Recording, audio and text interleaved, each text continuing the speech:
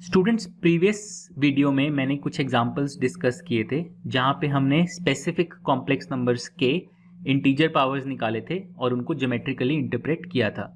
अब इस वीडियो में मैं उस डिस्कशन को जनरलाइज करूंगा और हम देखेंगे कि हम आर्बिट्री कॉम्प्लेक्स नंबर्स यानी कि कोई भी कॉम्प्लेक्स नंबर हो उसकी हम इंटीजर पावर्स कैसे निकाल सकते हैं। तो चलिए अब ये डिस्कशन करते हैं। तो हम बेसिकली डिस्कस करेंगे कोई भी आपके पास कॉम्प्लेक्स नंबर हो z, आप उसको किसी भी पॉजिटिव इंटीजर पावर पे रेज करें तो इस एक्सपोनेंशियल टर्म को हम कैसे इंटरप्रेट कर सकते हैं और कैसे निकाल सकते हैं। तो मान लीजिए जो आपका कॉम्प्लेक्स नंबर है z, उसका मॉडुलस है r और उसका आर्ग्यूमेंट है थीटा। तो उसको हम ऑयलर फॉर्म में लिख सकते हैं r e to the power i theta. तो फर्स्टली हम क्या करते हैं, हम इसको as a vector in the plane plot कर लेते हैं, स्टार्टिंग पॉइंट ओरिजिन ले लेते हैं और एज अ वेक्टर प्लॉट कर लेते हैं इसको। तो मान लीजिए ये हमारा z है, ठीक है। इसका जो मॉडुलस है वो है r और इसका जो आर्ग्यूमेंट है वो है थीटा। तो tip of this vector will be the point z, ठीक है। तो ये हो गया हमारा कॉम्प्लेक्स नंबर z। अब अगर मैं स्क्वायर करूं, अगर मैं z स्क्वायर निकालूं तो क्या होगा, तो z स्क्वायर हो जाएगा। आप इस पूरे एक्सप्रेशन को स्क्वायर कर देंगे, r e to the power i theta को स्क्वायर कर देंगे तो ये हो जाएगा r का स्क्वायर आ जाएगा आपके पास और e to the power i theta का स्क्वायर। तो यानी कि जो पावर है वो डबल हो जाएगी। तो i और जो ओरिजिनल आर्गुमेंट है थीटा, उसमें अब ये 2 थीटा हो जाएगा। तो अब अगर आप z स्क्वायर को प्लॉट करें एज अ वेक्टर तो वो अब 2 थीटा एंगल पे होगा और उसका जो मॉडुलस होगा वो r स्क्वायर होगा।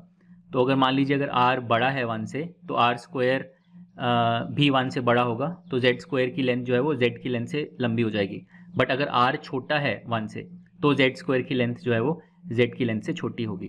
तो यहाँ इस डिस्कशन के लिए फ़र्क नहीं पड़ता, जो भी हो, बस मैं आपको पैटर्न दिखा रहा हूँ, ठीक है। तो ये जो मैंने वेक्टर ड्रॉ किया, अब मान लीजिए इसकी लेंथ है r स्क्वायर और इसका जो एंगल है, तो ये एंगल जो है ये भी थीटा ले लिया मैंने। तो r, ये जो सेकंड वेक्टर है, इसका टोटल एंगल जो है, ये पूरा एंगल अगर आप लेंगे ये 2 थीटा हो जाएगा, ठीक है।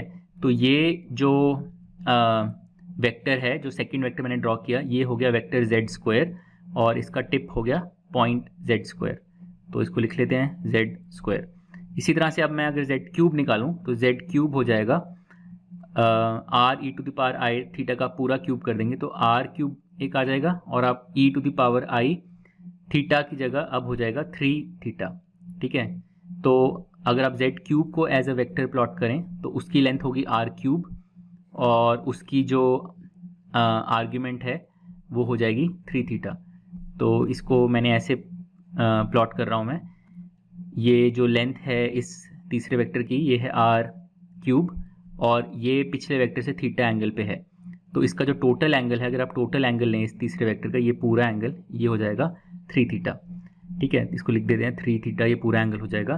तो ये जो वेक्टर है ये हो गया वेक्टर z क्यूब, इसका टिप हो गया पॉइंट z क्यूब। इसी तरह से अगर मैं नेक्स्ट पावर लूँ z टू द पावर 4, ये हो जाएगा r to the power 4 e to the power i and theta multiplied by 4। तो ये अब 4 थीटा आर्ग्यूमेंट पे हो जाएगा और इसकी जो लेंथ है वो r टू द पावर 4 हो जाएगी।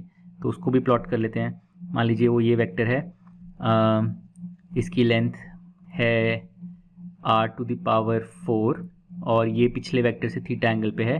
तो इसका जो टोटल एंगल अगर आप लेंगे, ये पूरा एंगल अगर आप ले लें तो ये 4 थीटा हो जाएगा। तो ये जो वेक्टर मैंने बनाया ये हो गया vector z to the power 4। इसका जो टिप है, ये जो पॉइंट है यहाँ पर, ये हो जाएगा point z to the power 4, ठीक है। और इस तरह से आप पैटर्न को कंटिन्यूड रख सकते हैं। तो इन जनरल अगर हम कोई भी पॉजिटिव इंटीजर पावर लें z to the power n, तो वो क्या हो जाएगा, तो वो हो जाएगा r to the power n e to the power i theta को हमने n से मल्टीप्लाई कर दिया। यानी कि जो पावर, जो मॉडुलस है, ओरिजिनल मॉडुलस था r और z to the power n का मॉडुलस हो गया r to the power n और ओरिजिनल आर्ग्यूमेंट था थीटा और इसमें आर्ग्यूमेंट हो गया n थीटा। तो इस तरह से आप z raise to the power any positive integer power आप इस तरह से निकाल सकते हैं। तो चलिए अब मैं आपको इसका एक बहुत ही अच्छा विजुअलाइजेशन दिखाता हूँ थ्रू अ सिमुलेशन, जिससे आपको ये पैटर्न एकदम क्लियर हो जाएगा। तो स्टूडेंट्स, ये सिमुलेशन ध्यान से देखिए, इसको मैं आपको केयरफुली समझाता हूँ स्टेप बाय स्टेप।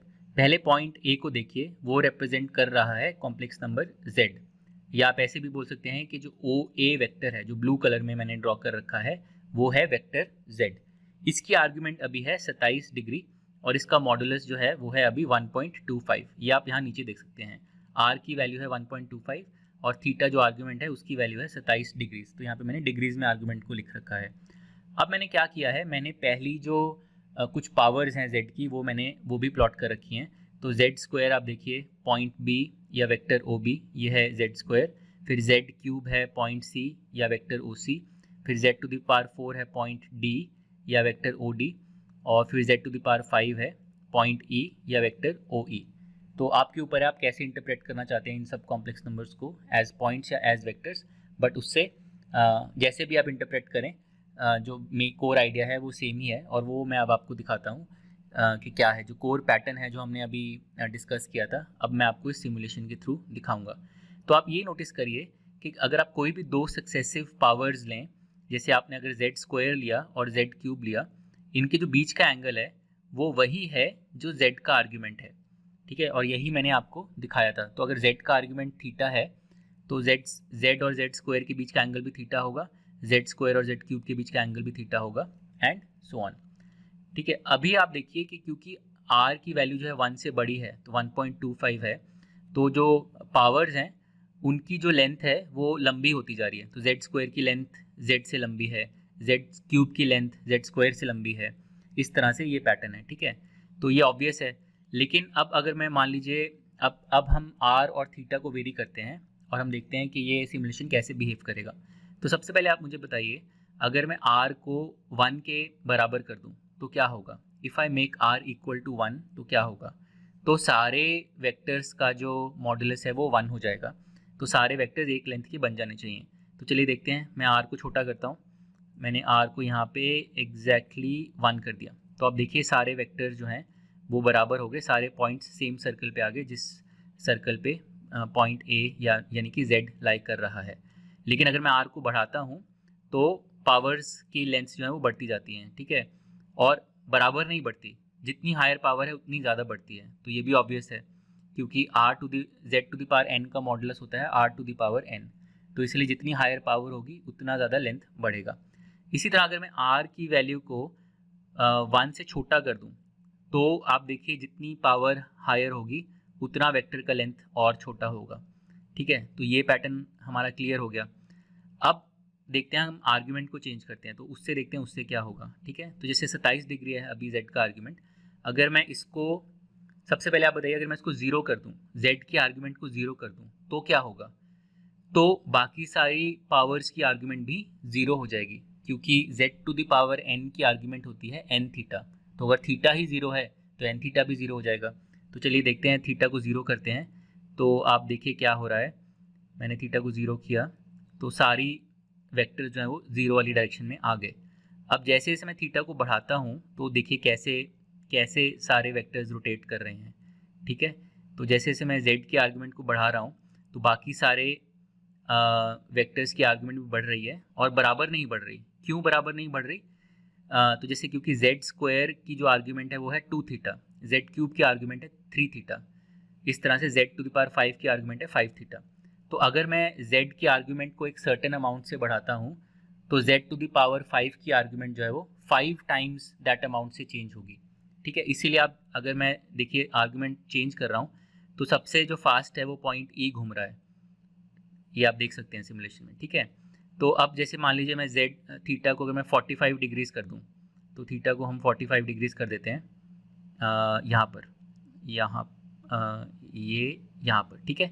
अब आप देखिए z स्क्वायर की आर्गुमेंट 90 होगी, z क्यूब की आर्गुमेंट 135 होगी, z टू द पावर 4 180 होगी, तो प्योरली नेगेटिव रियल नंबर बन गया ये। और z टू द पावर 5 की आर्गुमेंट यहाँ 225 डिग्रीज हो गई, तो ये थर्ड क्वाड्रेंट में आ गया, ठीक है। इस तरह से अगर मैं और बढ़ाऊँ थीटा को आगे तो आप देखिए कैसे आगे ये बढ़ते जा रहे हैं आर्ग्यूमेंट्स बाकी वेक्टर्स की। तो यहाँ पे ये देखिए जब मैंने z की आर्ग्यूमेंट को 72 कर दिया तो z टू द पावर 5 की आर्ग्यूमेंट जो है 360 डिग्रीज होगी, इसीलिए वापस ये वेक्टर पॉजिटिव रियल डायरेक्शन में आ गया, ठीक है। तो यहाँ से अब आप इस सिमुलेशन से, इस से आप देख सकते हैं कि पावर्स के मॉडुलस और पावर्स के आर्ग्यूमेंट्स कैसे वेरी होते हैं।